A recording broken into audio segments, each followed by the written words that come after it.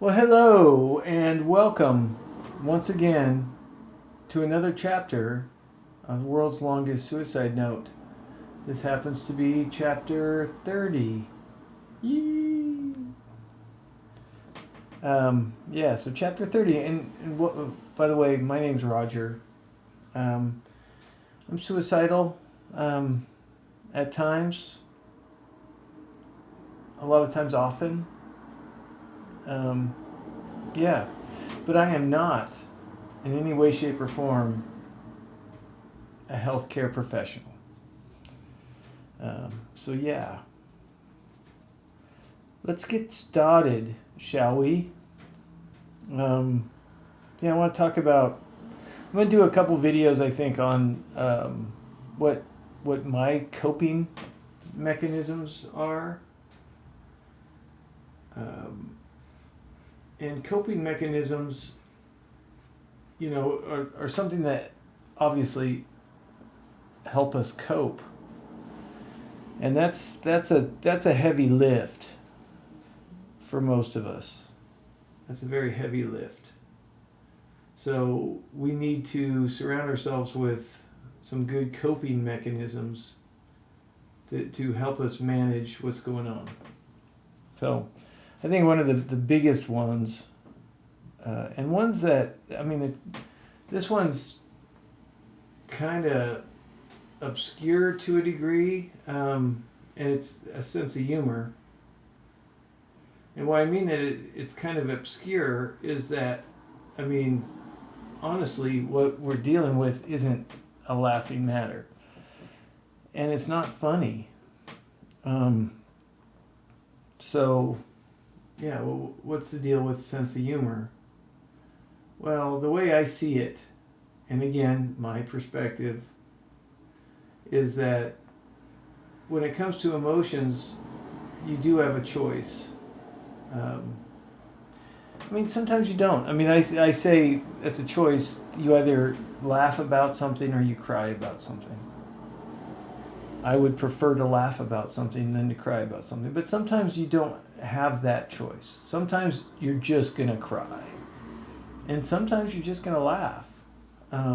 But I think the whole idea with a sense of humor is to be open to it and to allow yourself to see humor in situations that on the surface don't seem compatible with humor. And also I understand that there's sense of humor for many people is not really a strong suit, or it's not their go-to, and so they find that, a little more daunting, to tap into. If you don't feel like you have a sense of humor, and I've literally met some people who legit don't have a sense of humor, or it's very hard for them to connect with that side of their personality, and I find that, depressing in and of itself, because sometimes the best thing you could do is just have a good laugh. That seems to be the most appropriate response. And so if you're able to tap into that side and to understand that, some of the shit we go through is just ridiculous. It's better to laugh about it than to cry about it.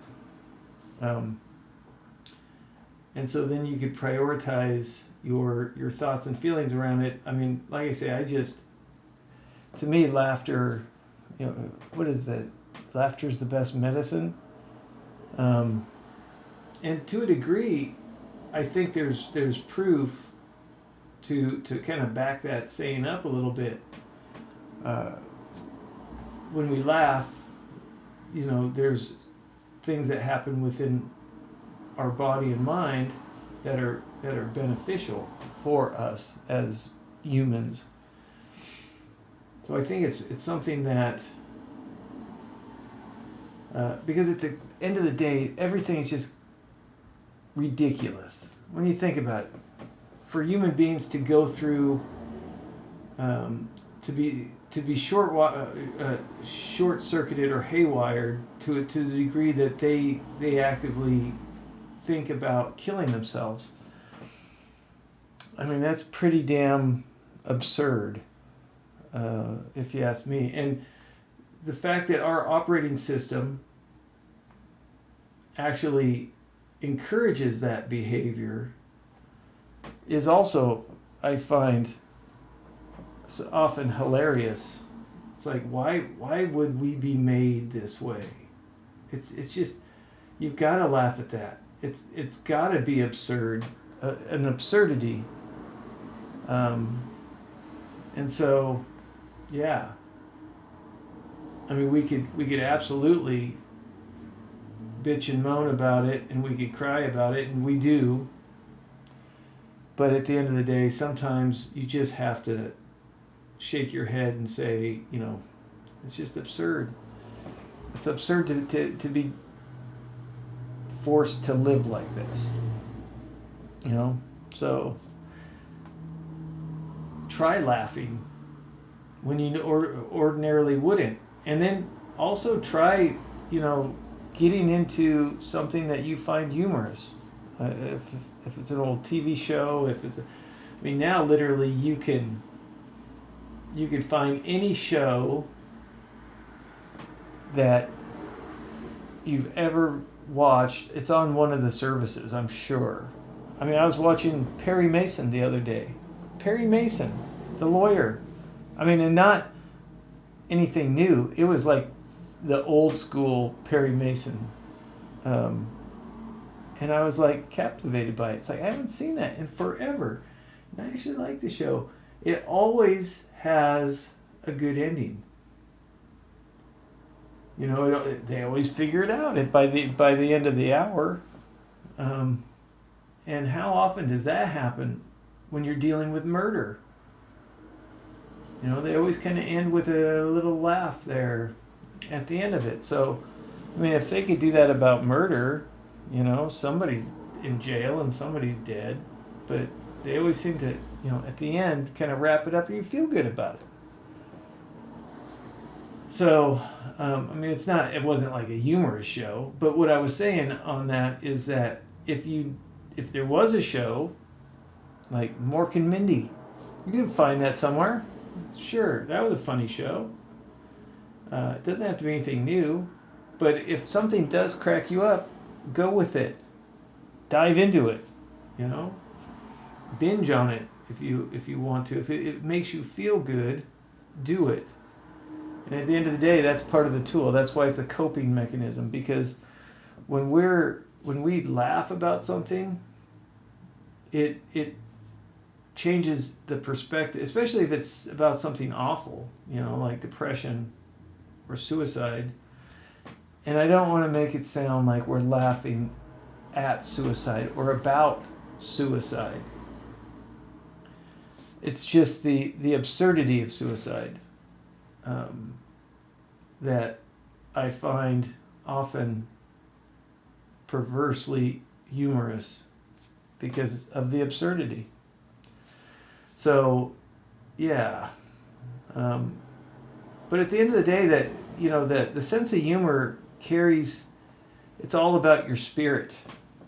You're protecting your spirit, or you're enhancing your spirit, or giving your spirit some armor, and that's what a good sense of humor does. It makes those times that are unbearable more bearable. So I highly encourage doing whatever you can to develop or enhance the sense of humor you already have in place. Doesn't mean you have to go into the open mic night and do stand up and hope to get a laugh here and there. But it's about using all the tools that you have at your disposal. And humor is a valuable tool. So, if you could make yourself chuckle, or expose yourself to something that makes you chuckle, especially in those days where you don't want to chuckle, or there's nothing to chuckle about, or it's like it's just darkness. Yeah, put on some Monty Python and just sit back and watch it. Unplug from everything and look at a screen. Or if be around friends who crack you up. I mean, one of the best things you could have is someone who has a sense of humor that appeals to your sense of humor, and then spend time around that energy. It does good things. And so yeah, finding the humor where and when it happens is something that is important. And again, it's harder to be in your own mind and in your own way when you're laughing and having fun. I mean, part of the thinking is, well, I can't, it feels I'm being disloyal to my depression or disloyal to my condition to laugh or to have fun or any of the above. I mean, we don't want to give anyone the wrong impression, because we are dealing with severe mental illness. So laughing you feel like laughing negates that place you're in, and it's absolutely incorrect. You don't owe your depression anything. And if somebody sees you laughing and questions why you're not depressed, go tell those people to fuck off. You don't need them in your life. Someone who cares would love to see you laughing. Would love to see that. Not give you a hard time and say, oh, I thought you were depressed. I mean, those people could. The best thing they could do is to fall off something painfully, so you'd have something else to chuckle about.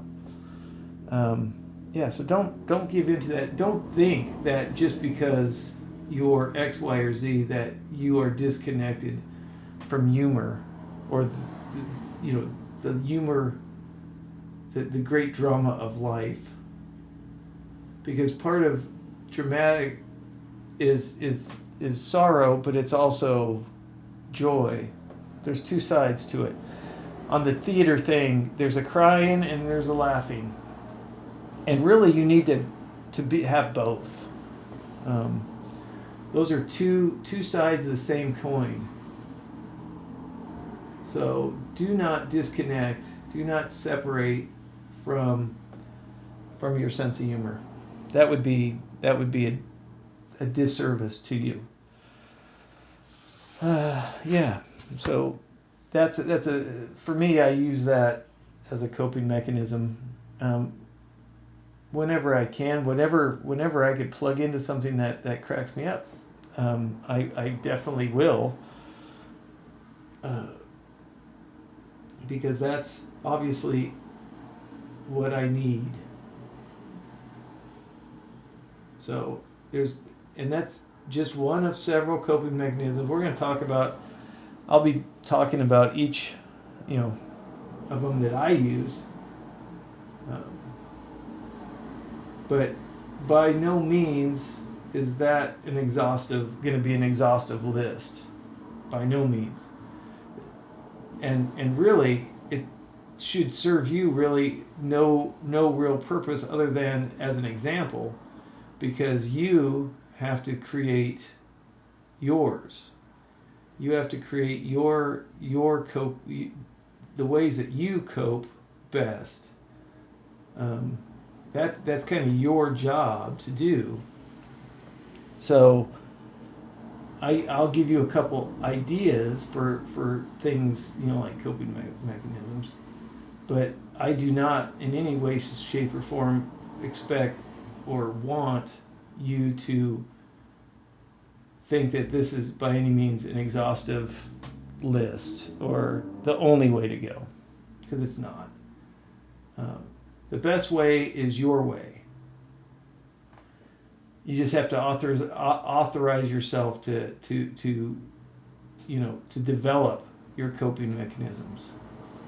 That's the best thing to do is create some things that are unique to you, that help you get through a day, through a minute, whatever it is. So anyway, that's enough for now. More to come. But yeah, have a great day, and we will catch you on the flip side. Fight hard. See you soon.